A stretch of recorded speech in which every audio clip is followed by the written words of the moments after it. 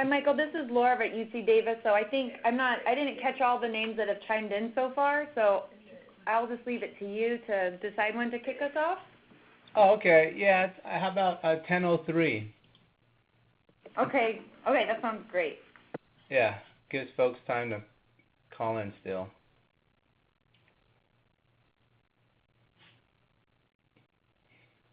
For those who are waiting for the meeting to start, can you access the Ready Talk conferencing site? Okay.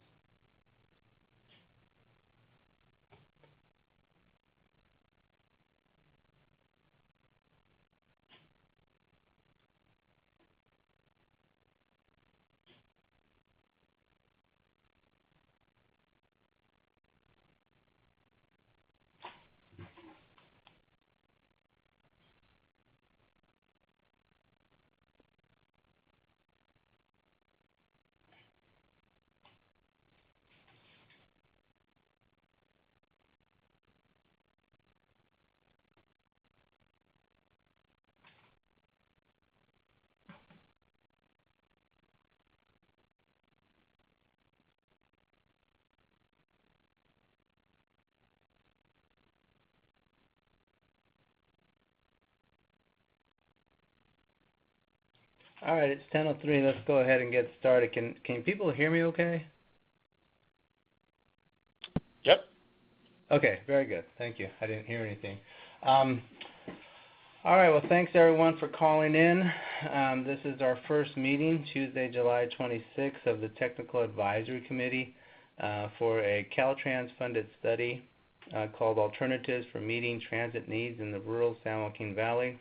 This was a study that UC Davis, along with the COG MPO directors of the San Joaquin Valley, discussed in earnest a few years ago, and we put in a Caltrans planning grant, and it was awarded to look at how do we better serve rural folks with our transit services, how do we better achieve greenhouse gas emissions per capita with a alternative look at transit service in the San Joaquin Valley, and then ultimately this would impact better operating efficiencies for transit providers as well. And of course we'll let Caroline and Laura from UC Davis, they're leading this study on behalf of the Valley MPOs. I don't want to steal any of their thunder, so I'll let them give a full overview of the project. But this project and your role as the Technical Advisory Committee is a 8-county formation, and it will follow other similar valley-wide planning studies that we have done in the past. Goods movement, green print, blueprint, those are all examples of some of the current 8-county efforts we're doing. So this project is very important for the Valley. I think it's very important, as you'll hear from UC Davis. It has national implications as well, because there's a lot of folks struggling to answer some of the questions that this study hopes to answer as well. So I'm going to go ahead and lead. I'll let Caroline and Laura introduce themselves when we get to the project introduction section, but I'm going to go ahead and lead the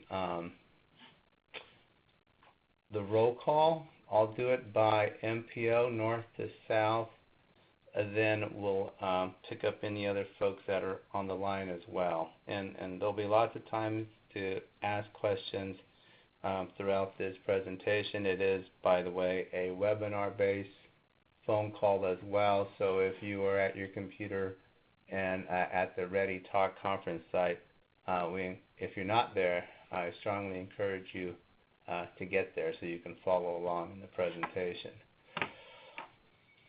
Okay, so starting with San Joaquin Council of Governments, is Ryan on the line? Ryan Niblock and Melody Lynn are here. Anybody else from San Joaquin? I don't think so. Okay, Stanislaus Council of Governments? Isael Ojeda. Isael, I talked to Elizabeth yesterday. Will you be part of this on a regular basis, or are you just filling in today? I believe I'm just filling in until Elizabeth and Steven come back. They're not here today, so I'm filling in. Okay, thank you.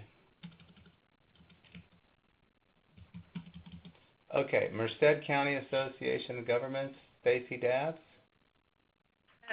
Hi, I'm Natalia Austin from Merced County Association of Government. Stacy's out, but she will be attending in future meetings. And Okay. And this is Rich Green. I'm with the Transit Joint Powers Authority. Okay, Rich Green with who again? Well, also MCAG, but also the Transit Joint Powers Authority for Merced County. Very good. Thank you, Rich. All right, Madera County Transportation Commission, Amelia or Dylan? Amelia is here. Okay, how about Dylan? All right, Fresno Council of Governments, Peggy? Yes, I'm here. All right, We've got thank you. We've got a few other people here too. Okay, Moses Stites is there? I am, and I'm with Fresno County Rural Transit Agency, correct. And who else, Peggy? Lang Yu. I'm Lang Yu with Fresno COG as well. Esperanza Velasco with Fresno COG. Oh, hi, Esty. Okay, very good. Thank you for calling in. Next we have Kings County Association of Governments. I think we have Angie and Teresa who said they were on the line. Yes, Teresa here, and Angie is with Kings County Area Public Transit Agency, KCAPTA. Very good. Thank you for calling in. Tulare County Association of Governments, Elizabeth. Keisha? Is there anybody from Tulare County Association of Governments on the line?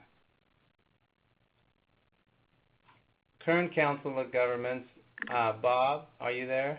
I'm here, along with Rob Ball and Suzanne Campbell. And Linda Urata. All right, Linda and Rob Ball.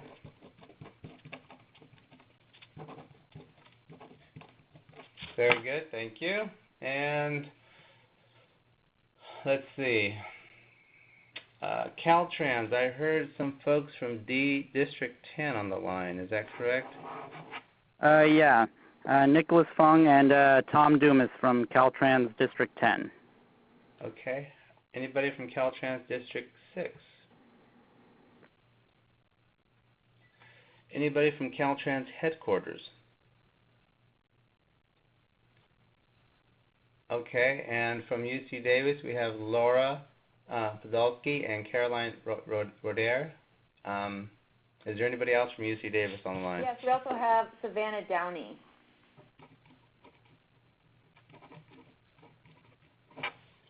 All right, very good. Did I miss anybody?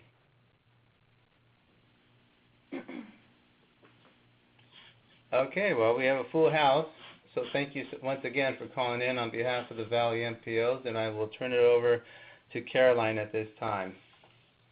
Great. This is actually, Laura, we did some last-minute planning over here, and we thought I would start off, and then Caroline's going to take over some slides as well. So we're going to do a little tag team.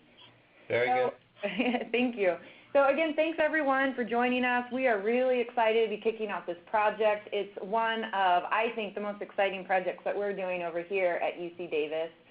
And I'll just quickly introduce myself too. So again, this is Laura Podolsky. I currently serve as the Policy Director over here at the National Center for Sustainable Transportation that's housed at UC Davis. And I think I've met many of you in my former life working at the Local Government Commission. so I'm really excited to be working in the Valley again, and very excited that Caroline Rodier pulled me into this project. And so Caroline Rodier is the lead on this project for UC Davis, and I'm just providing some support given my previous work in the San Joaquin Valley. And then Savannah Downey is also with us today, and she is also assisting with this project, doing some research for us and looking into some case studies. And we'll get to that in a little bit. So that's a quick orientation to the team. Our goals for the call today was, again, just for this to be a kickoff. We just wanted to orient all of those on the phone today about the project so you have a basic understanding.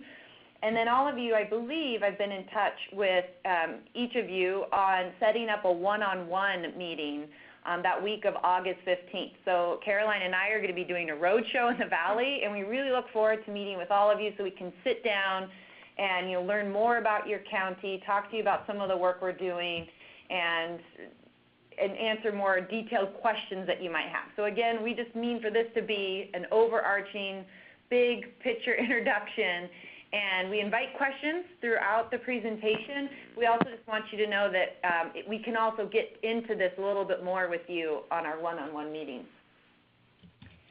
So very quickly, Michael provided some great background, but here's really the impetus for the project. This idea actually came out of a meeting that we had maybe 2 years ago with all of the directors, and Dan Sperling here, who is the director of ICS Davis, also sits on the Air Resources Board. Caroline Rodier was there, Susan Handy, also a faculty and professor here at ITS Davis. And the conversation was really around, what options are out there for the San Joaquin Valley, who's a region that's much different than the rest of the regions in California. And so when it comes to the sustainable community strategy, what strategies are really going to work for that area to reduce greenhouse gas emissions, VMT, while also improving transportation options, especially in the rural areas. And so this is really exciting because, as many of you know, it's hard to figure out, how do you serve these rural areas, and what are these VMT GHG reduction strategies. So, and from that conversation, we got a really lively discussion around all these really interesting new mobility services that were coming out, like Uber and Lyft, and how the smartphone has really enabled a lot of different ideas and approaches to how we get around. And so from that discussion, we decided to put together a grant application to the Sustainable Communities Grant Program that Caltrans has. And so we were successful in that. UC Davis worked on that with all of you, mostly in leadership with MCAG. They did submit the grant on behalf of all the 8 MPOs. And then Michael also played a huge role in that too. And he is also a part of the team that's really going to help be our interface between this project and all of you and the directors in the Regional Policy Council. So really excited to have him on board too. So some quick statistics. This is a $500,000 grant. There is a $100 in-kind local match, which we'll talk about a little bit at the end, because that's where all of you come in as well. And so we finally got contracts in place. So we kicked it off earlier this year in April, and there's a 2-year timeline. A little bit over, but we're just saying 2 years, but we do have a little bit more than that. Okay, let me move to the next slide. So what is the goal of this project? So Michael did provide a great introduction. The end product is going to be developing a pilot program for a new technology-driven mobility service, and that meets these 4 objectives. We want it to meet the needs of rural and disadvantaged residents. We want it to be cost-effective for the agencies and financially sustainable. It will also want to help achieve VMT and GHG targets. And we're really looking at these, again, new mobility services like Lyft, but also car sharing and even bike sharing. So we're not stuck to one specific type of new mobility service or program, but we really want to look at the whole gamut and see what might fit the Valley and its needs best. So that is our goal. So the end goal, again, I just want to emphasize it's a pilot program that we want to set up to receive funding. So there's new funding available at the state level through the cap and trade funding. And so we're already starting, that's our goal, is to set something up so that we can then go to the state to hopefully propose this as a pilot. But we're also just really excited to see what's happening at the federal level. Caroline and I were just at a conference last week where they had the Federal Transportation Agency there, or Transit Agency, excuse me, and they have a new program as a part of the FAST Act, which is called their Mobility on Demand Sandbox. And so they have set $8 million aside specifically for transit agencies who want to try new things, specifically what we're talking about today. They want to try out new relationships with what they're calling transportation network companies. You've probably heard TNC, so that's like your Uber and Lyft. And so this money is specifically to support exactly what we're doing in the Valley. So we feel that that's a breadcrumb to tell us that we're on the right path. So we're really excited about that. And the FTA director did say, or he wasn't the director, he was the one in charge of the program, that they just closed up the application process in July 5th, and they received over 80 applicants. And so you can tell that there's a lot of interest in this. And so what we feel is really exciting is that the San Joaquin Valley is a part of this very small contingent that is breaking ground in this new area. And so, you know, we're really excited about this project. It will be a national example, as Michael alluded to. So that is the end product. So how are we going to get there? So there's 3 phases of work. This is in an upside-down triangle because we're going from very broad to, you know, narrowing it down and becoming more specific. So this first phase is what we really think of as figuring out what we know and learning from others. So we want to identify potential locations for this pilot because, again, the pilot program that we're going to be drafting, it's going to be a very detailed plan for you know, whatever program we're going to be pursuing for a specific location. So we need to find, you know, what location would work. And so that's where we're doing an existing conditions report. We're trying to learn as much as we can about the region and really relying on all of you as well. And we'll dig into that in a much more detailed way in our one-on-one meetings. And as part of this phase 1-2, we're looking at alternatives and case studies. There's already projects on the ground that we can learn a lot from, especially how are they funding it? That's the big question, right, on everyone's mind. How are you funding it? So once we are very broad, trying to collect as much information as we can, we're going to go to phase 2. And that's where we're going to narrow down and look at specific areas, you know, in communities. So we're thinking it'll probably be around 2 or 3 areas that we zoom in on, and we're going to collect even more information on those areas. And we'll use that to then take us to phase 3 in selecting one community region, and I'm saying region 2 because we don't know if it's going to be a specific community or maybe it will be a cluster of communities that are all, you know, grouped together. And then at that phase 3, we'll pick the area we're going to focus in, and then that's where we'll develop the very detailed pilot program. So now I'm going to walk through a little bit, that's the overview of the main phases of work, but we want to dig in a little bit more to some specific tasks in there. So with this phase 1, that's where we're at right now. And again, it's identifying these potential locations. It's doing some case study research. So we want to go and learn from others. What are they doing? And then it's also stakeholder meetings and interviews. So we want to host some focus groups with stakeholders in the Valley. So we're thinking your rural transit agencies, community groups, social service providers. So we can get a sense of the agencies that will be involved in deploying this program, but as well as the users. We want to understand who these users are, where are they trying to go, where are they trying to go, what are some of those barriers. So we have, again, initial understanding going into this, what we're facing. But we're also going to be reaching out to external experts through interviews. So again, you know, we have connections and we're in discussion with Uber and Lyft and with the Federal Transportation. I think it's agency. I don't think it's authority. Maybe that's a typo. And others. And so again, we want to cast a big net and try to get as much information to help us think about what would work in the San Joaquin Valley. So again, we're right in the middle of this right now. A key deliverable from this effort will be a synthesis report. So in that report, it will include an existing conditions report about the Valley, and Caroline's going to talk a little bit more about that. It's going to provide a summary of our case study research, and we have some just little teaser examples for you today too that we can share. And then it'll also provide a summary of the stakeholder meetings and the expert interviews and so you know what we heard from all of those and how we want to use the synthesis report is to really inform us in moving forward and selecting, again, those 2 to 3 communities or regions that we want to focus on. And again, that's going to be a big decision that this committee is going to make, and we're really going to rely on all of you to make that decision. And then the timing of this, again, we started in April 2016, and so we expect around November that we'll have that, at least the draft for discussion with you all for that synthesis report. So I'm just going to stop real quick and to see before Caroline, she is going to take on these next couple slides to talk about the existing conditions report and the case study research, but is there any questions right now? All right, everyone is just excited, I can tell. I can Well, tell. I'm excited. I just couldn't find the unmute button. Well, you're very considerate, so that's having your mute on. Yes? One of the items in the scope of work for this project was to also get an assessment of existing unmet transit needs. Mm-hmm. And I've heard a lot of existing conditions, but I haven't heard you mention if you're going to gather those unmet transit needs.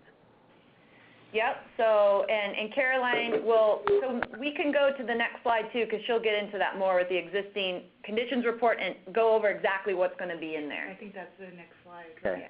So As that was part of the grant as it's approved, I've got to make sure those words are very clear in what we're getting to, too. Okay, and can I ask who's this that's asking the question? This is Tom Dumas at Caltrans. All right, Tom. We're the ones processing the funds. All right, no, yeah, we're very... Got to make sure everything in the grant that says excited. we're going to do A, B, and C is actually in there. Of course. Well, we appreciate that. Thank you. All right, so now I'm going to hand it over to Caroline. She'll talk a little bit more about the existing conditions report. Okay, so the existing conditions report, so what are we using to develop this report? We're using the California EnviroScreen, census data. We have also collected, thanks to many of you, transit plans throughout the region and the documentation on unmet transit needs. We have also collected all the schedules, transit schedules, and are right now kind of creating a summary. And I'll explain a little bit more as we go through these slides. But basically what, the existing conditions report is about, we want to understand, where are the major transit services in the region and the major transit services that connect the population centers, and then the transit services that then link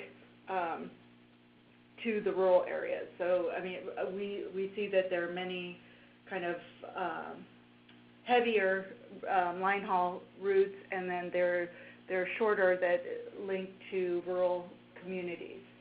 And we also are looking at where are the disadvantaged communities. So we're initially relying on California EnviroScreen, but we will be supplementing all this through discussions with you. We are also looking at census data, looking at the demographic and travel characteristics of these areas, and basically finding out what transit service is currently available to these areas. And then we're reviewing the documents to identify where all of the MPOs have identified areas where they want, if there was funding available, they felt like they would want to expand transit service. Does that make sense, Tom? Thomas? Let's see. Okay. Yes. Okay. So I'm trying to click the next screen. See this little gray bar? Yeah. Those little arrows? Okay, so click the those arrows. yeah. Okay.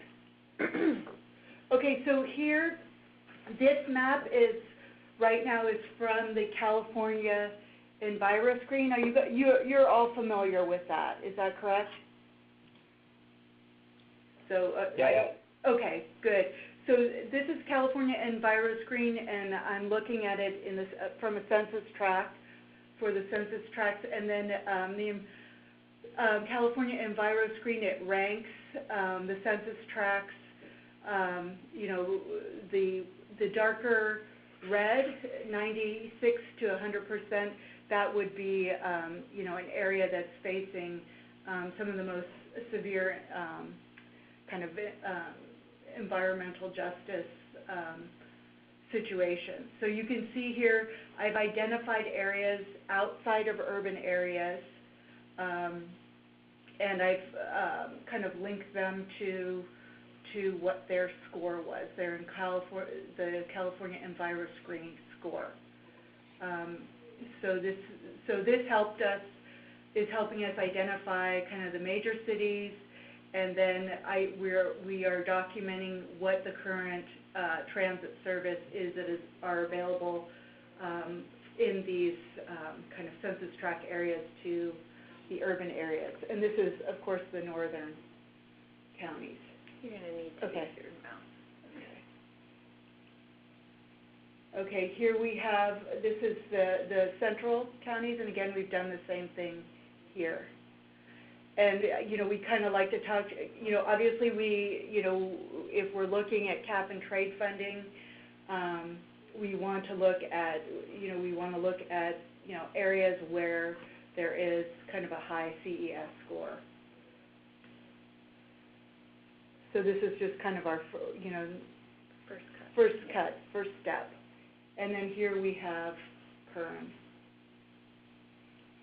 And next I'm just kind of showing you just briefly, these are, this is from kind of a tool that's available from the census. We've got data from the census block group. And I basically have, so for all the areas that I've highlighted in the previous maps with the kind of pink to red colors, I've kind of aggregated the data here for the different counties. So we can see here household size, population, average household size, worker age, percent workers. Let's see. And then this is auto access. So this is access to the disadvantaged California EnviroScreen tracts that I identified in the map by county. So here we have levels of auto ownership, and then we also have, towards the right-hand side, it's auto access to employment relative to, I believe it's the maximum metropolitan statistical area. So you can see here that it's quite low. And then the next column is auto ownership employment access to maximum, this is core statistical areas. So the metropolitan statistical area is typically about 500,000, and the core statistical area is smaller, it's about 10,000. So you can see that it's quite bad compared to the region, but it's not so bad compared to the smaller areas. And then here I just have some statistics on density, and I'm using some weighted averages here. So it's just kind of a first cut of some of the work we're working on right now. Okay, so moving on to our case study research. So we have been monitoring the news and reports and attending conferences to really try to understand what is going on with providing kind of these different types of new mobility services in rural areas and in suburban areas. There actually are not a lot of programs in rural areas still. That's something that's really, really unique about this project. You'll see later on that there are some, most of the applications are in suburban areas, addressing the first mile, last mile. So basically this case study, we're looking at all the available documentation, and we're looking at how these new, kind of the new technology services, so for example, Uber or Lyft or Zipcar, could be adapted to meet the goals of this project. Obviously, the populations in the rural areas are going to have very different user needs, even as far as, being able to interface with a smartphone, making reservations, payment. There are all sorts of issues that would need to be addressed. We want to find out kind of, by talking to the Uber and Lyft and other kind of new mobility service providers, get a sense of what the cost would be to provide this service, and then some specific modifications to the service based on their typical kind of use cases. Actually, increasingly, they are developing methods to provide subsidies and different payment methods, and some different alternatives to using cell phones. And we're going to look into, how this has been done in the past and evaluate whether that would be appropriate in this region. So where have similar services been deployed? So, we're going to look at those. How successful are they? I believe some are actually being implemented now. Some are in the planning stages. There are going to be, some of them, we know some in the peninsula have not been so successful. We want to understand why and, how we could, what could be done to improve them for our case. What are the barriers? How are they dealing with funding issues, other kind of red tape issues, and, of course, lessons learned.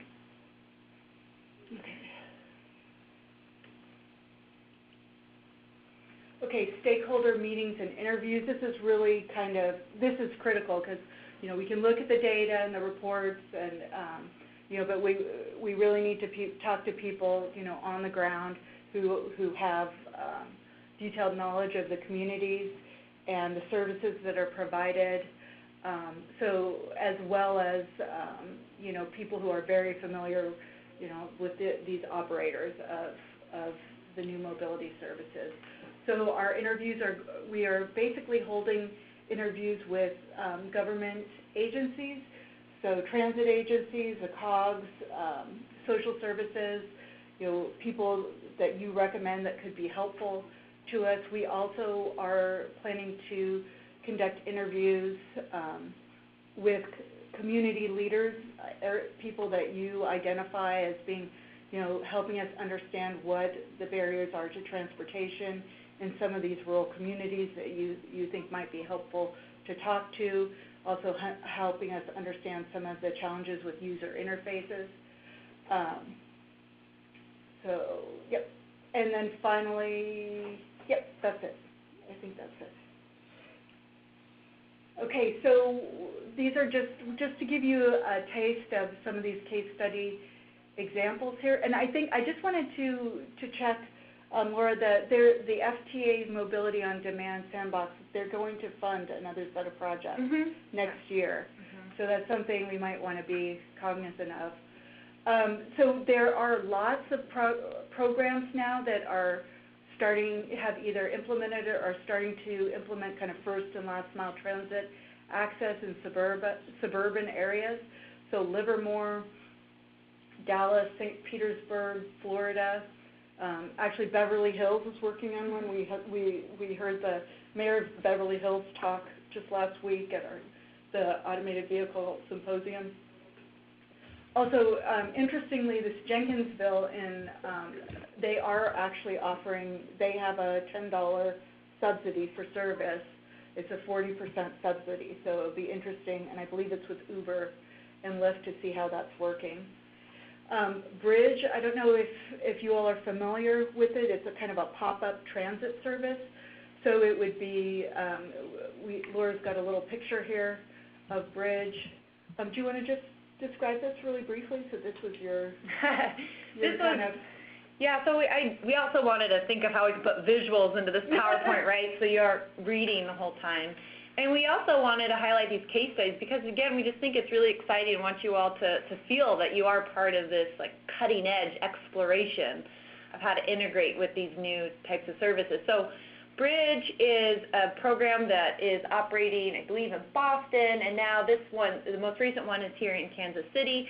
So the map on the bottom right, what they do with that at Bridge is it's a membership service, so you sign up, and what Bridge promises that if you are in, the bubble at the top of the map and you want to get to the bubble on the left, that they will connect you, and I believe, to be honest, I don't have the rate offhand, but it's a flat rate. They say it'll be this much money, and we'll pick you up within a 7-minute walk of where you are, and we'll drop you off at your destination within a 7-minute walk. So that's the promise that they provide their members. And then they pick you up in the vans that you see up at the top. So they're not huge vans, like 15-person vans. And so again, it's a pop-up transit service that's in direct response to the users. And so their pickup location and drop-off locations will change, but the boundaries of where they serve does not, and their promise to their members does not change. So that's just an interesting new business model that has recently appeared.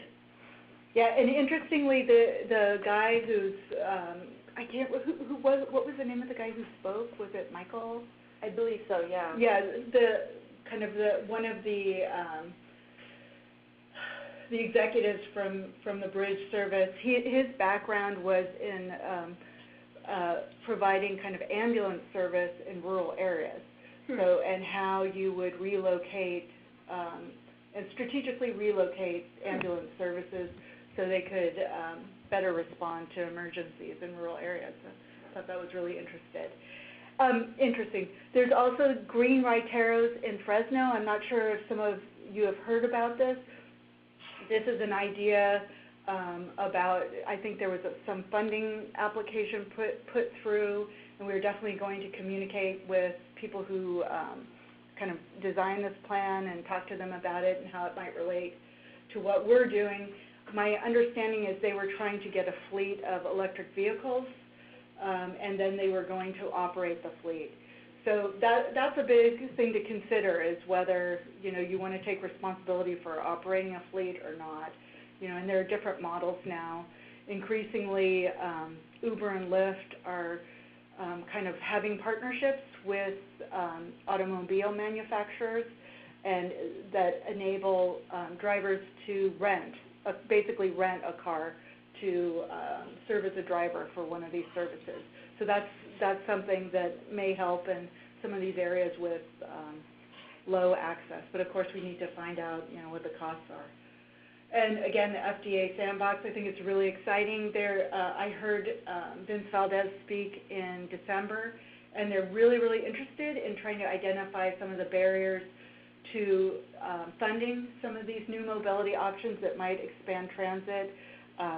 What is the red tape, and exploring. They're really excited about it and interested in working with transit agencies to identify and kind of remove those barriers, and to understand if in fact this is a feasible solution. Okay, so phase 2.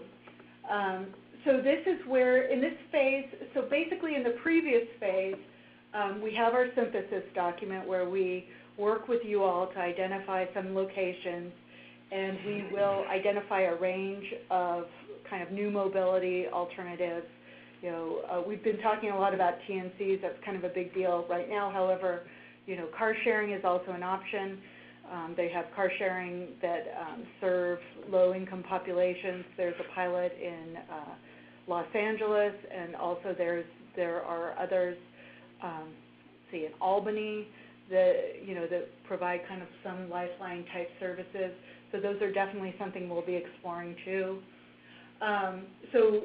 We see the first phase, we're going to identify areas and identify use cases. We want to get everybody's feedback, and then we're hoping we can kind of narrow down some of the locations and based on the evidence that we have and understanding, and the kind of alternatives that might be implemented in those communities.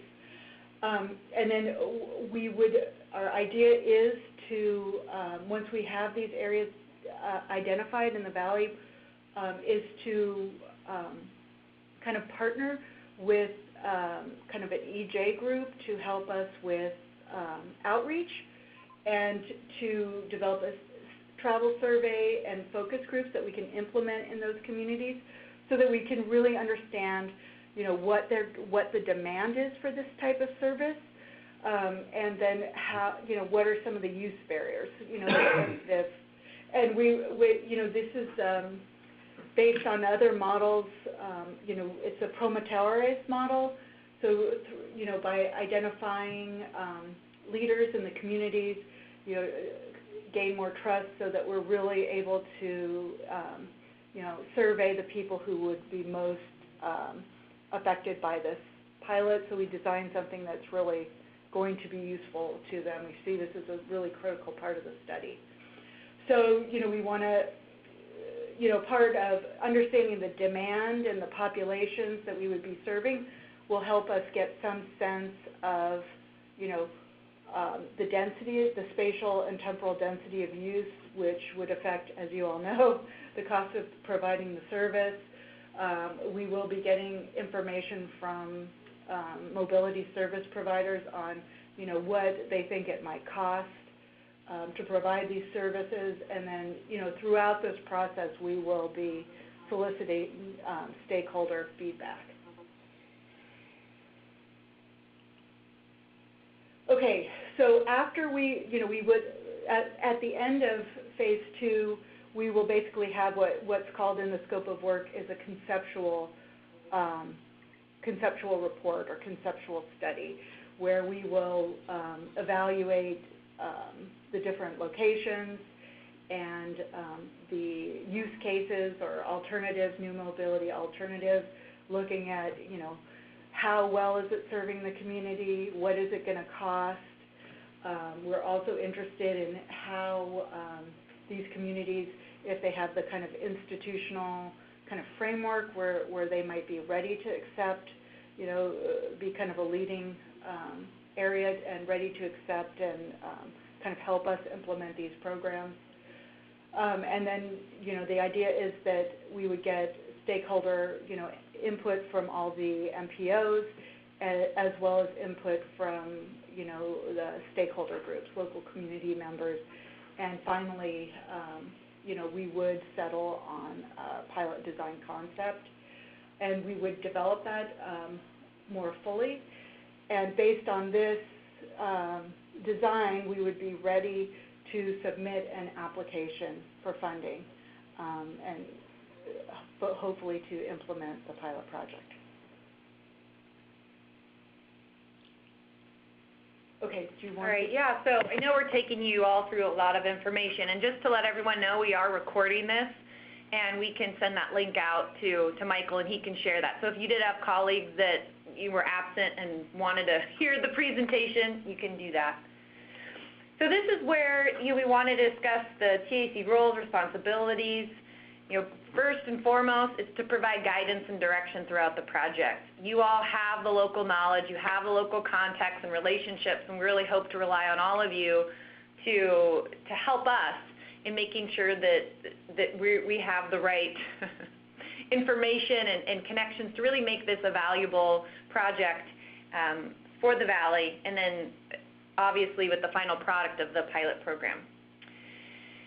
And then, the second bullet is participate in monthly conference calls. I've mapped that out with Michael. There are some months that you will get off, but mostly we would love to have monthly conference calls, and my next slide I'll talk about what we see that in the next 6 months, our ideas for what those conference calls will discuss. We are going to be setting up focus group meetings, and so that's, again, when appropriate, we'd love to turn to one of you if we're going to be holding it in Tulare or Stanislaus. Again, you know your community and the venues much better than we do, so we'd love to lean on you a little bit to help with just even identifying where we might hold these focus groups. And then reviewing and commenting on draft deliverables. So whenever we have one of our big deliverables, obviously we'll send that out to the group. Again, invite and welcome your comments. Serve as project ambassadors in your community, reporting to your other colleagues at your MPO and your director as needed. And then Michael, we do have this document time for in-kind match. It sounds like you all do that a lot for similar valley-wide projects. So I don't know, do you want to talk about this right now, Michael, or at the end? At the end. Okay, so we'll put a pin on that. And I think first and foremost, just the point I want to emphasize here is that we are very committed to making this as valuable as possible to each of you. And so we really just encourage as much engagement as you all want to provide. Email us, reach out to us, Again, our goal is to make this as valuable as possible to each of you in the Valley. So what's next? So as I mentioned, we have our one-on-one meetings in August. I put some bullet points up here on what we're hoping to get out of those meetings. And this is all included in your calendar invite, so if you forget, you can just look at your calendar invite. So for these meetings, to identify those potential pilot communities, you saw some of the maps Caroline shared.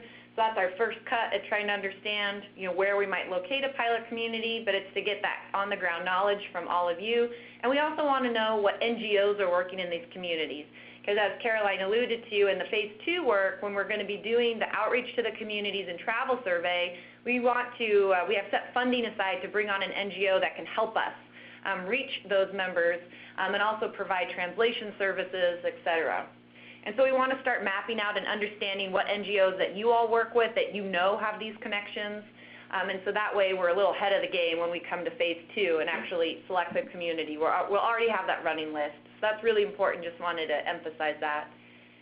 We will be doing the stakeholder meetings. We hope to do those in October. So at our one-on-one meetings, we would love to learn about who in your county we should be connecting with, either through a stakeholder meeting or one-on-one interview.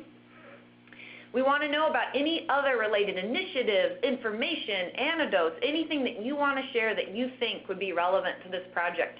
So again, those one-on-one meetings will be really great for us to learn specifics about your county. And then we'll have some initial findings from the existing conditions report. Caroline breezed through those a little bit in the beginning, but we'll have more detailed information that we can go over specifically on your county. And then this is also an opportunity just to have any questions, comments, discussion, and so we're really looking forward to that. And then here's a snapshot of what we see is coming up. Oh, I have August repeated, so that's great. So I guess I didn't need the 2 slides.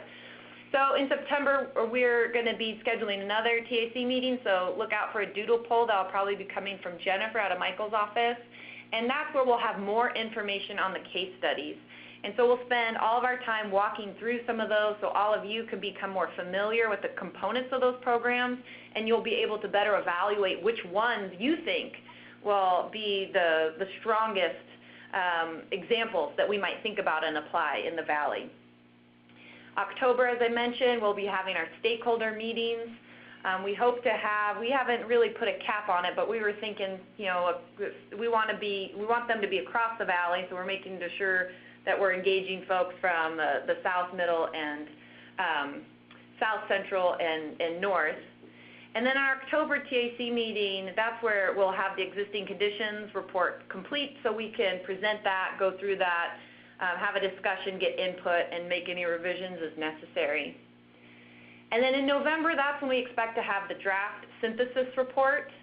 And so that's something we'd like to talk with all of you about at our TAC meeting in November. And then we want to discuss with you all on this selection criteria for the community. We want to be very transparent and be able to explain to the community, to the MPO directors, why are we choosing the community that we are. And so that's something we expect to co-develop with all of you. And then in December, based on the feedback you provided us on the census report, we will finalize that. And then we would like to select that community for the Phase 2 work and the NGO partner that we will be bringing into this project. So that will be some key decisions that will be made in December that we're hoping. So that is a snapshot of what's coming, and I believe that is our last slide. And we put our information up there. I do not have Savannah's email, but we can share that as well. So with that, we can, Michael, if you want to talk about the in-kind, or if folks have questions, we have about 10 more minutes, and we're excited to see if, what questions there are, and et cetera. So with that, maybe we can see first, I kind of left it open there as 2 options. So let's see, are there any questions on any of that? Or does everyone feel pretty good about the basic understanding of the project?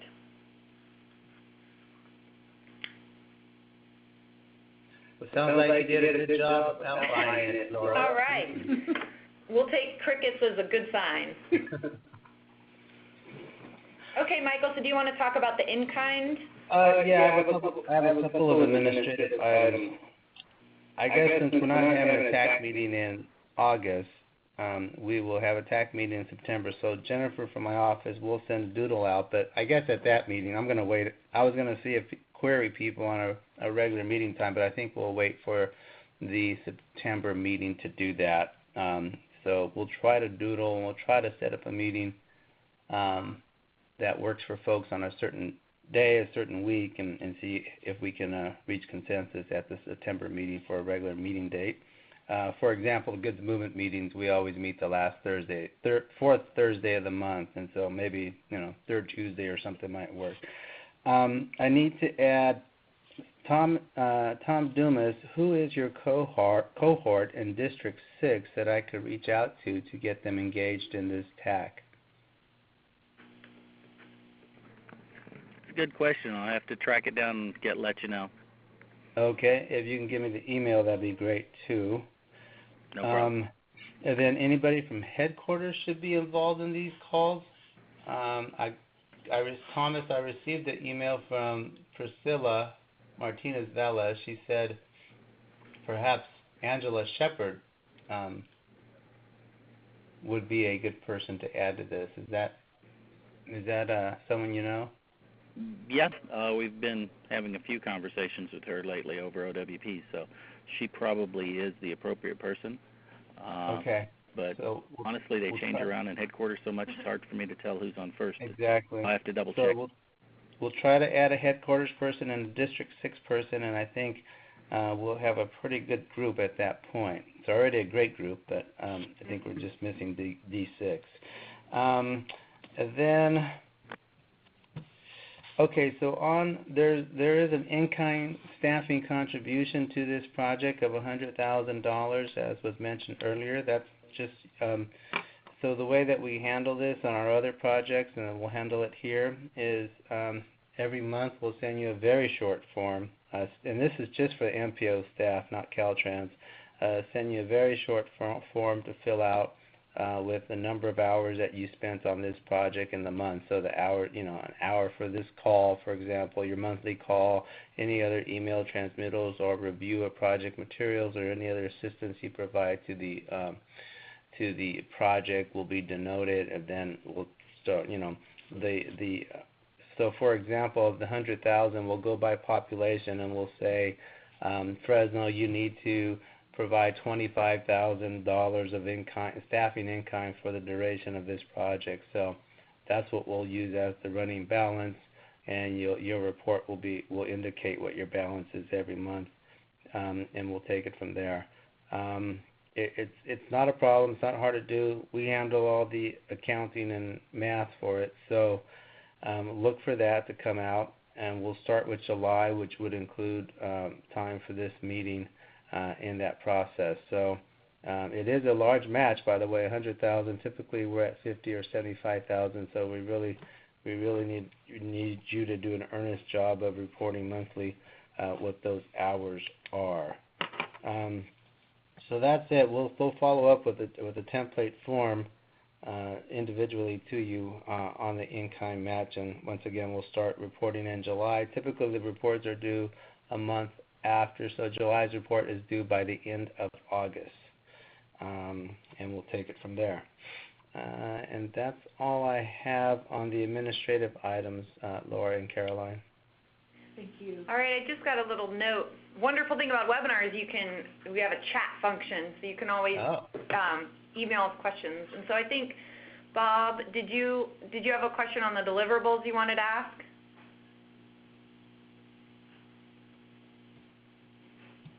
Is he muted? Or Bob, are you muted? Because we cannot hear you, so just thought I would check.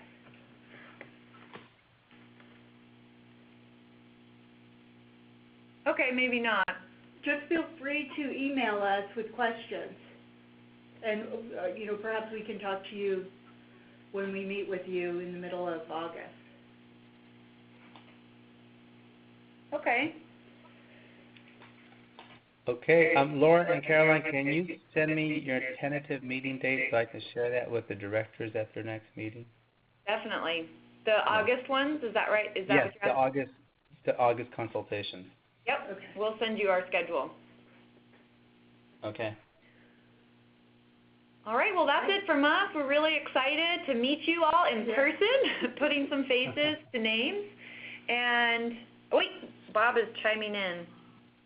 Oh, can the deliverable be something that can be ready to go into the RTP? Well, we'll follow up with Bob maybe offline and to get a better idea of what, the timing is, what you're talking about. So I'm not sure what the current schedule is. Okay. So with that, thank you, everyone. And again, you have our email, so please reach out to us with any questions, and we'll see you in August. Thank you. Thank you. Thank you. Thank you.